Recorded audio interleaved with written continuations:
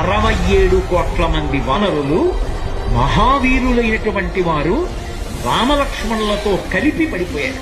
ఒక్క వానరుడు యుద్ధభూమిలో లేచి తిరుగుతున్నవాడు లేడు. ఇంద్రజిత్ శక్తి తెలుసు కాబట్టి విభీషణుడు వెళ్ళిపోయాడు, దొరకలేదు.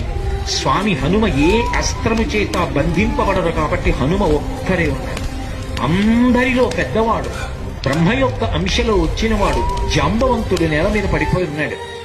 విభీషణుడు కాగడా పట్టుకుని అడిగాడు, తాతా కుశలమేనా అని అడిగాడు. వానరులలో శ్రేష్ఠుడైన హనుమ బ్రతికి ఉన్నారా అని అడిగాడు జాంబవంతుడు. విభీషణుడు అన్నాడు, తాత నువ్వు అడగవలసినది రామలక్ష్మణులు కుశలముగా ఉన్నారా అని అడగాలి.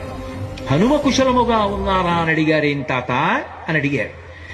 మొత్తం వానరులు రామలక్ష్మణులతో కలిసి పడిపోయినా కూడా నష్టం లేదు. హనుమ ఒక్కరు బ్రతికి ఉంటే మళ్ళీ అందరూ బ్రతుకుతారు. అందరూ బ్రతికి ఉన్నా హనుమ ఒక్కరు పడిపోతే బ్రతికి ఉన్న వీళ్ళందరూ పడిపోతారు.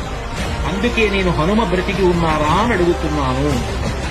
వంగి జాంబవంతుడి పాదములు పట్టుకుని తాతా హనుమ నీ కుశలం అడుగుతున్నాడు, నమస్కరించుతున్నాడు అన్నాడు. కైలాసము పక్కన వృషభము అనబడేటటువంటి పర్వతం ఉంది. అక్కడ పరమశివుడు తన యొక్క త్రిశూలాన్ని ధనస్సుని నిలబెడతాడు. అక్కడే ఆదిశేషుడుంటాడు. 2 పర్వతముల మధ్యలో ఓషధీ పర్వతం ఉంది. ఆ ఓషధీ పర్వతంలో 4 ఓషధులున్నాయి.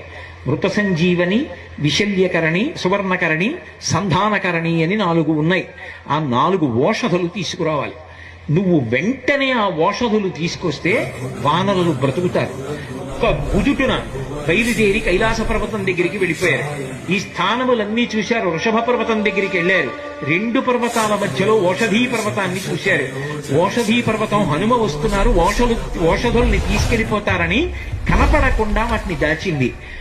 నా స్వామి అయినటువంటి రామచంద్రమూర్తి కార్యానికి పనికి రాకుండా ఓషధుల్ని దాస్తావానని ఆ సంజీవని పర్వతాన్నంతటిని పెళ్లగించి చేత్తో పట్టుకుని ఆకాశ మార్గంలో కించిత్ శ్రమ పడకుండా కాంచనలంక ఉన్నటువంటి దక్షిణ తీరానికి చేరి యుద్ధభూమిలో దింపారు.